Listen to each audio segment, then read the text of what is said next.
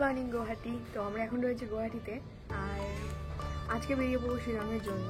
তো আমরা যেখানে ছিলাম সেখানে টেন্টের ব্যবস্থাও আছে, দেখতে পাচ্ছ। আর পিছন দিকটা তোমাদের একবার দেখাই,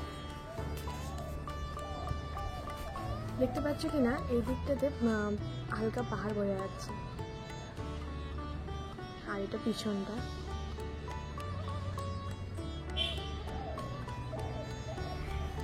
গুয়াহাটিকে আমার খুব খুব খুব ভালো লাগে, ভীষণ একটা সাজানো গোছানো শহর। আর এই বাইকটা খারাপ হয়ে যাওয়ার জন্য বেশি কিছু আর করা হয়নি, টায়ারটা হচ্ছে উইক হয়ে গেছিলো, তো সেটাকে চেঞ্জ করতে হবে আজকে। তবে সেখান থেকে আজকে শিলং যাওয়া।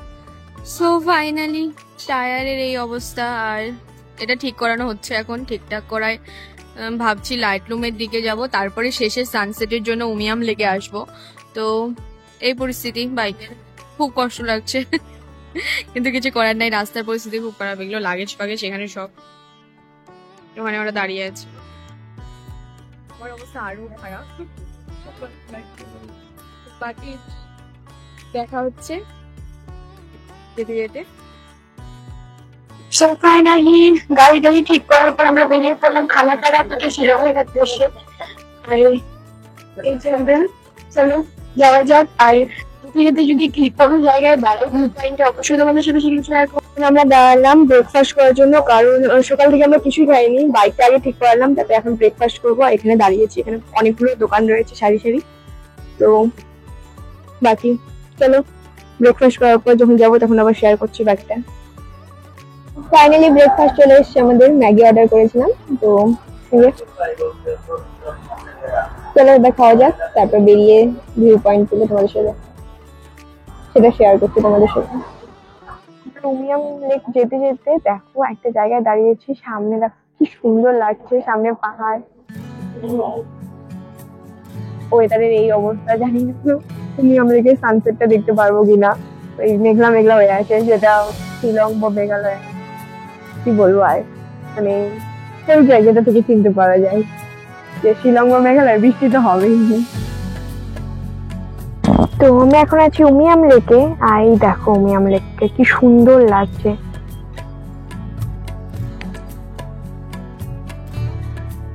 একটু আগে সূর্যটা ছিল মেঘে থেকে গেছে। তো সানসেটটা এখানে দেখতে এত সুন্দর লাগে, পিছনের পাহাড় গুলোকে ভীষণ ভীষণ ভাবে সুন্দর লাগে সানসেটের সময়। আর জলের রিফ্লেকশন, মানে সূর্যের রিফ্লেকশনটা জলে পড়ার জন্য আরো সুন্দর লাগে।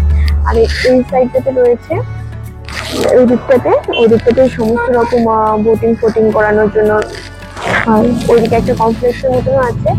আর আমরা এখন দাঁড়াচ্ছি না, এখন হোটেলের জন্য যাব। সামনেটা দেখো কি সুন্দর লাগছে, ওখানে সূর্যের রিফ্লেকশনটা পড়ে আরো উমিয়াম লেকটা আরো মানে সুন্দর করে দিয়েছে।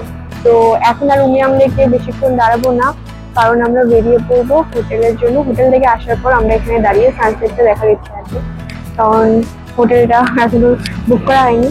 তো চলো আর দেখো কি সুন্দর লাগছে পুরো লেকটাকে।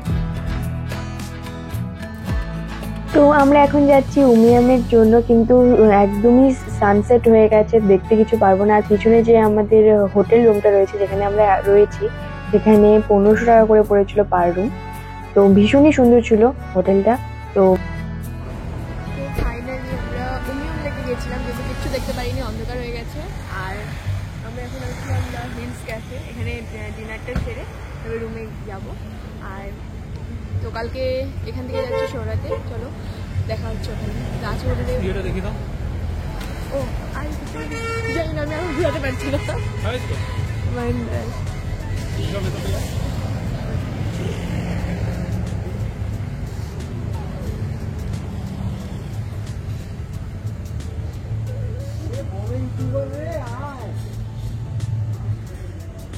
এই সাইডে রয়েছে মহিন্দ্রার সমস্ত কিছু রয়েছে।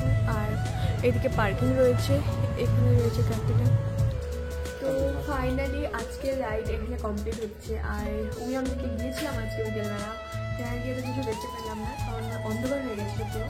তো এরপরের দিন যেদিন আসবো সেদিন অবশ্যই চেষ্টা করবো সানসেটটা দেখার, দেখি কতটা পারি। আর আজকের মতো এই পর্যন্তই, কালকে দেখা হচ্ছে আবার। টাটা। কালকে চেরাপুঞ্জি যাবো, তো তোমাদের সাথে সেখানে শেয়ার করবো। চলো দেখতে থাকো।